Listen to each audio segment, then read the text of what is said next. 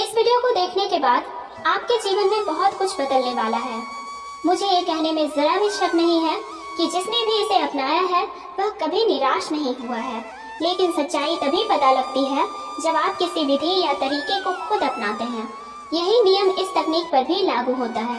मेरी बातों पर विश्वास नहीं करके इस वीडियो को 21 दिन तक करके देखें। आपको खुद अपने जीवन में फर्क महसूस होगा। अब मैं सीधे टॉपिक पर आती हूँ। आप अफर्मेशंस और ग्रेटिट्यूड को अच्छे से जानते हैं और आजकल लोग इन्हें काफ़ी ज़्यादा इस्तेमाल कर रहे हैं, लेकिन इनका कितना असर होगा ये तय नहीं होता।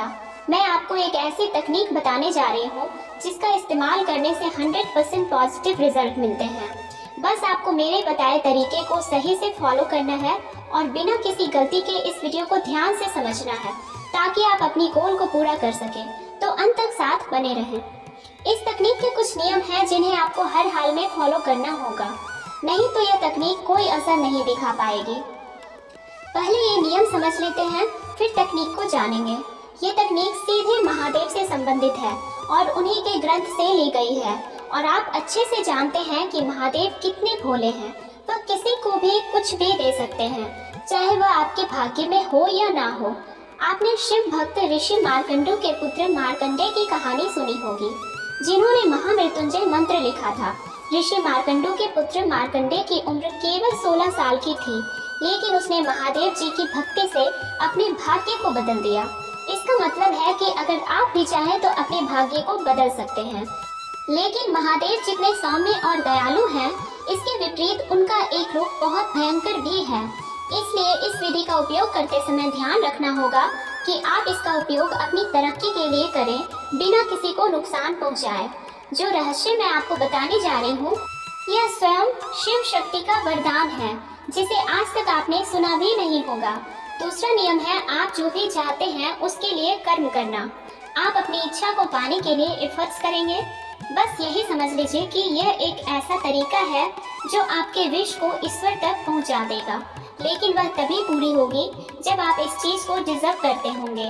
इसलिए अपने धर्म और कर्तव्य पर ऑनेस्टली हार्ड वर्क करें और उस वस्तु की डिमांड करें जो आपको मिल सकती है। और आप इस बात को अच्छे से जानते हैं कि आप क्या और कितना प्राप्त कर सकते हैं। आइए चलते हैं देवों के देव महादेव की ज्ञान की शिवम यात्रा पर। दोस्तों, आपने अफर्मेशंस और ग्रेटिट्यूड के बारे में काफ़ी कुछ सुना होगा और इसके आपने बहुत से तरीके भी सीखे होंगे, लेकिन आज मैं आपको कुछ अलग बताने जा रही हूँ जिससे आपकी किस्मत चमक सकती है। और वास्तव में कहा जाता है कि जो ग्रेटिट्यूड करते हैं उनकी किस्मत चमक जाती है और अफर्मेशन करने से हम जैसा चाहें वैसा बन सकते हैं। लेकिन अगर आप इन्हें नॉर्मल तरीके से करते हैं, जैसे कि सब बताते हैं, तो आपको कितना समय लगेगा और ये होगा या नहीं होगा कुछ भी तय नहीं होता।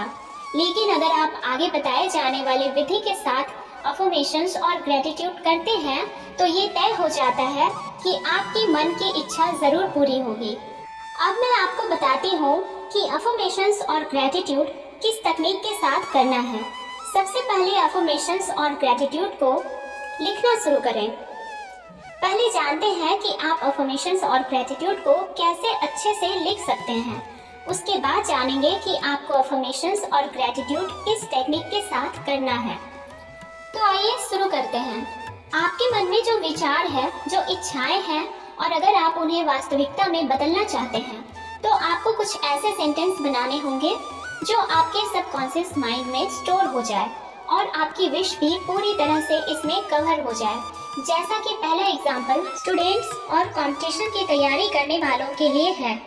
जैसे कि स्टूडेंट्स के लिए, मेरा मस्तिष्क पहले से ज़्यादा तेज और स्मार्टली काम करता है।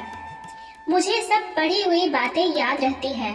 मेरी मेमोरी बहुत शार्प है। मैं अपनी स्टडी में बेस्ट हूँ। मैं हमेशा क्लास या एग्ज़ाम या कंपटीशन में फर्स्ट आता हूँ। मेरा एग्ज़ाम कितना भी हार्ड हो, मैं उसे आसानी से क्लियर कर लेता हूँ। बिजनेस करने वाले अपने अफर्मेशंस को कुछ इस तरह से बना सकते हैं। मेरा बिजनेस पहले से ज़्यादा अच्छा चल रहा है। मेरी सेल हर दिन कई गुना बढ़ रही है। मेरे क्लाइंट दिन पर दिन बढ़ते जा रहे हैं। मेरा बिजनेस हर दिशा में प्रोग्रेस कर रहा है। मेरे बिजनेस का नाम पूरी दुनिया में फेमस हो रहा है। मेरा बिजनेस लगातार तरक्की कर रहा है। पैसे की समस्याओं के लिए कुछ इस तरह से अफर्मेशंस लिख सकते हैं। मेरी इनकम हर दिन बढ़ रही है, मेरे खर्च कम हो गए हैं और इनकम अधिक हो गई है। मैं एक दिन में 10,000 से ज्यादा कमाता हूँ। ठीक ऐसे ही आप अपने किसी साथी को पाने के लिए अफर्मेशंस बना सकते हैं, जैसे कि मुझे मेरे पसंद का साथी मिल गया है, मेरा साथी बिल्कुल वैसा है जैसा मैंने सोचा था।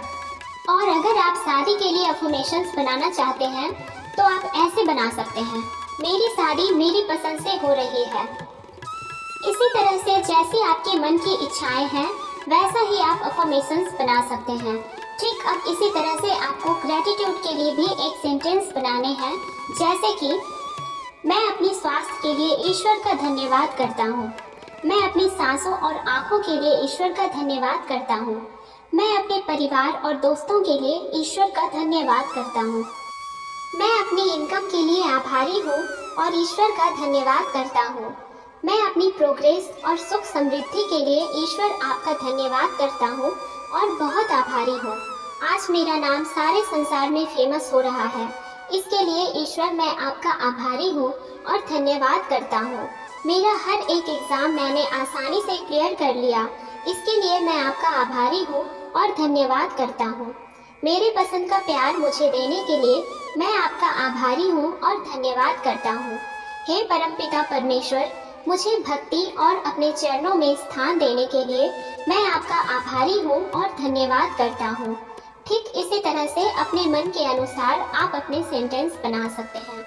जितना डीप और श्रद्धा के भाव से आप बनाएंगे उतना ही अधिक प्रभाव आपको मिलेगा। इसलिए सोच समझकर अफर्मेशंस और ग्रेटिट्यूड को बना लीजिए। मैंने काफी पहले एक भजन सुना था जो ग्रेटिट्यूड के लिए बिल्कुल सही और एकदम सटीक बना हुआ है। मैं आपको उस भजन के 2-3 सेंटेंस सुनाती हूँ। आप उसे यूट्यूब पर फाइंड करके सुन सकते हैं और उससे इंस्पिरेशन लेकर आप अपने लिए ग्रेटिट्यूड सेंटेंस बना सकते हैं।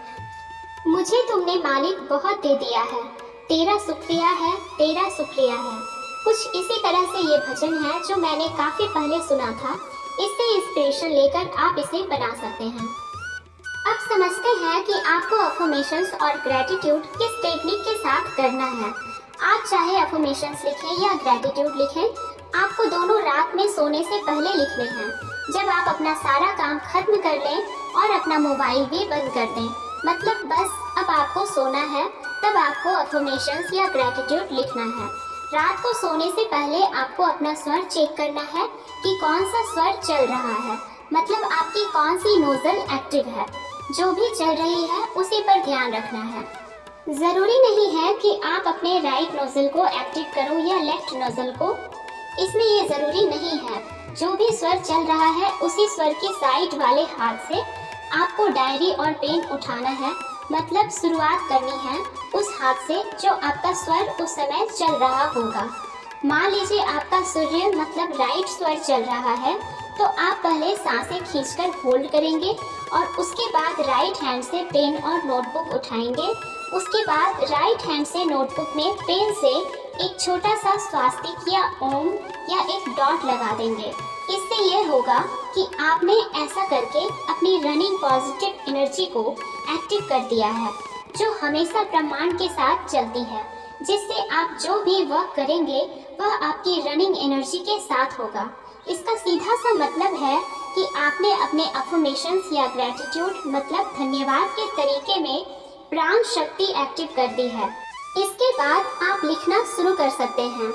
अगर आप लेफ्टी हैं, आप उल्टे हाथ से काम करते हैं, तो आप लेफ्ट हैंड से लिख सकते हैं, और अगर राइट हैंड से काम करते हैं तो आप राइट हैंड से भी लिख सकते हैं, क्योंकि आपने शुरुआत में ही अपनी एनर्जी को पॉजिटिव वे में एक्टिव कर दिया है। अब मान लीजिए अगर आपका चंद्र स्वर चल रहा है, मतलब आपके लेफ्ट साइड का नजर चल रहा है, बायां स्वर एक्टिव है, तो आप क्या करेंगे?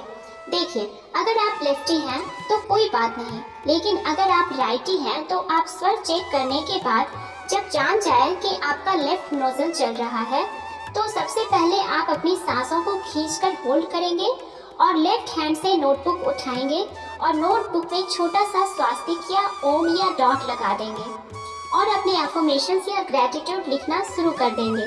अगर किसी कारण आपकी सांसें बुक और पेन उठाने तक रिलीज हो जाती हैं, तो आप दोबारा से सांस लेंगे और सांस को रोककर एक्टिव स्वर मतलब जो स्वर चल रहा है उसी साइड के हाथ से पेन और नोटबुक उठाकर नोटबुक में डॉट लगा देंगे या ओम का सिंबल बना देंगे। उसके बाद आपको राइट हैंड से लिखना शुरू कर देना है। इसके पीछे का विज्ञान ये है कि जब आप बिना स्वर के कोई काम करते हैं तो वह काम डेड एनर्जी के साथ होता है, जिसका रिजल्ट क्या होगा इसका अंदाजा आप खुद लगा सकते हैं। और अगर आप एक्टिव स्वर के साथ कोई भी कार्य शुरू करते हैं तो आपका कार्य सिद्ध होने से कोई नहीं रोक सकता है। एक बात आपको ध्यान रखना है कि जिस नोटबुक में आप अफर्मेशंस या ग्रेटिट्यूड को लिखेंगे उस नोटबुक को आपको अपने तकिए के नीचे ही रखकर सोना है 21 दिनों तक। यह टेक्निक आपको 21 दिन तक फॉलो करना है। इस टेक्निक के माध्यम से आप ऐसे परिणाम देखेंगे जो आपने कभी सोचे भी नहीं होंगे।